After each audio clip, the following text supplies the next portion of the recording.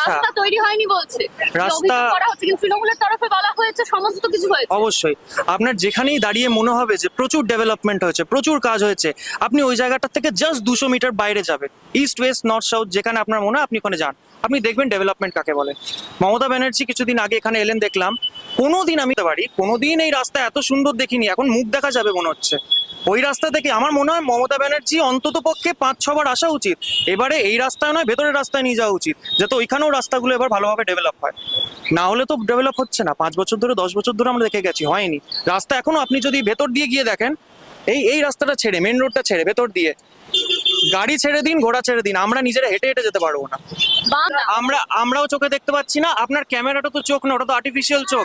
আপনি আমাদের সঙ্গে চলুন, পদযাত্রা করি, ভেতরে দেখাচ্ছি রাস্তা, আপনি চলুন। সরকারি কেরালায় আগের বছর, এক মিনিট, কেরালায় আগের বছর নয়, লাস্ট দফায় যে ইলেকশন হয়েছিল, বামফ্রন্ট প্রথমবার, এলডিএফ লেফট ডেমোক্রেটিক ফ্রন্ট প্রথমবার 2 দফা পরপর ইলেকশন জিতেছে। মানুষরা দুবাই থেকে ইউএই থেকে ভারী সংখ্যাতে এসে ভোট দিয়ে গেছে, তারপরে এলডিএফ কে ওরা পুনর্নির্বাচন করেছে। আমি আর একটা কথা বলতে চাই, এখানে ওপেন স্লোগানিয়ারিং, ওপেন সিম্পাথাইজেশন হচ্ছে। আমি একটাই জিনিস অ্যাড্রেস করতে চাই, সেটা হচ্ছে কর্মসংস্থান। যেই তৃণমূল যখন দুটো বড় বড় কারখানাকে বন্ধ করে, যেই জায়গাগুলো এখন ব্যারেন হয়ে আছে, সেই জায়গাগুলো যখন বন্ধ করে দিল, রাজনাথ সিং তখন মমতা বন্দ্যোপাধ্যায়ের আমার মাতুল্য হয়, ঠিক আছে, অনেক বড় আমার থেকে। সেই মমতা ব্যানার্জি আমাদের মুখ্যমন্ত্রীর মাথায় হাত দিয়ে রেখে বলে গেছিলেন যে আপ জো করনা হ্যায় করিয়ে, হাম আপকে সাথ হ্যায়। সেই বিজেপি আর তৃণমূলের একত্রিত যেই প্রযোজনা, সেইটার বিরুদ্ধে আমাদের দাঁড়ানো উচিত একত্রিত হয়ে বাংলাভাষী হিসাবে। ভিন্ন অভিযোগ সামনে আসে, নারী নিরাপত্তা থেকে শুরু করে কর্মসংস্থান, স্কুল বন্ধ হয়ে যাচ্ছে, কি বলবেন এই নিয়ে? একটা জিনিস যেটা আমরা এখন ক্রমাগত দেখে আমাদের অভ্যস্ত হয়ে গেছে, আমরা এত হ্যাবিচুয়েটেড হয়ে গেছি এই জিনিসটা, প্রত্যেকদিন ইডি সিবিআই কারো না কারো ঘরে যাচ্ছে। আমরা আগে দেখতাম, এখন ইডি সিবিআই একই অসুবিধা নেই। ইডি সিবিআই এই যত এজেন্সি আছে, যত ন্যাশনাল এজেন্সি আছে, even election commission of India, যেটা একটা মানে সেপারেট বডি, যেটা একটা জুডিশিয়াল বডি, একটা কনস্টিটিউশনাল বডি, সরি, সেই কনস্টিটিউশনাল বডিটাকেও ব্যবহার করা হচ্ছে। এখন সেই কনস্টিটিউশনাল বডির যে চেয়ারপারসন, সেই চেয়ারপারসনকে নির্বাচন করছে, নমিনেট করছে ভারতের প্রধানমন্ত্রী, হোম মিনিস্টার। এগুলো কি করে হবে? তা আমরা কিভাবে আশা করবো যে নিষ্পক্ষভাবে, নিরপেক্ষভাবে এটা হবে? কংগ্রেস কি মনে করে চাকরি আছে? কালকে এক মিনিট, কালকে বিজেপির একজন মানে মেম্বার এসেছিলেন, মনোজ তিওয়ারি এতটা মানে, যাই হোক বলছি না, উনাকে যদি জিজ্ঞেস করা হয় 7 কোটিতে কতগুলো শূন্য আছে, উনি শূন্য হয়ে আকাশের দিকে তাকিয়ে থাকবেন, উনি 7 কোটিতে কতগুলো জিরো আছে জানেন না। তারা আমাদের প্রতিশ্রুতি দিচ্ছে চাকরি দেবে। তৃণমূলের কথা বলি, তৃণমূলকে কিছু বললেই বলবে 35 বছর বাম কি করেছে, 34 বছর বাম কি করেছে। আমি এটা বলতে চাইছি, আমার যেটা প্রশ্ন হচ্ছে, আমিও হিন্দু বাঙালি। এবার যখন আমি হিন্দু বাঙালি, আমি এটাই সবসময় দেখবো, আমাদের হিন্দু ধর্মে অনেক কিছু কুসংস্কার ছিল, যেমন সতী প্রথা ছিল, ফিমেল ইনফ্যান্টিসাইড ছিল, অনেক কিছু ছিল। আমরা কি হিন্দু ধর্মকে ছেড়ে দিয়েছি? না, আমরা সেই হিন্দু ধর্মের ভেতরে সংশোধন এনেছি, রেনেসা হয়েছে বেঙ্গলে। তেমনই বামফ্রন্টও তেমন। বামফ্রন্ট কোনো একটা তৃণমূলের মতো হঠাৎ করে উঠে আসা পার্টি নয়, এটা একটা বিচারধারা, বিশ্বজুড়ে এই বিচারধারা আছে। তৃণমূল হঠাৎ করে উঠে এসেছে? অবশ্যই হঠাৎ করে উঠে এসেছে। আনএমপ্লয়মেন্ট জিজ্ঞেস করুন এখানে কতজন জানে আনএমপ্লয়মেন্ট রেট কত পশ্চিমবাংলায়? আনএমপ্লয়মেন্ট রেট কত পশ্চিমবাংলায়? বলুন 12%। 9 থেকে 12% আনএমপ্লয়মেন্ট রেট। one of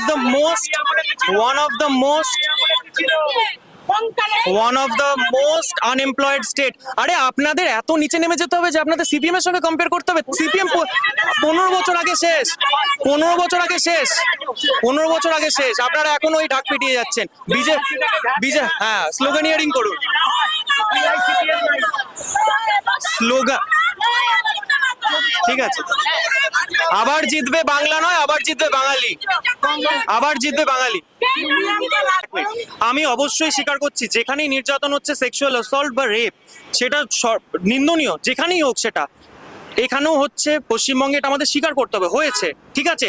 তা বলে বিজেপির কাছ থেকে আমরা এটা শিখবো না যে নির্যাতন কাকে বলে, আর রেপ কাকে বলে, সেক্সুয়াল অ্যাসল্ট কাকে বলে।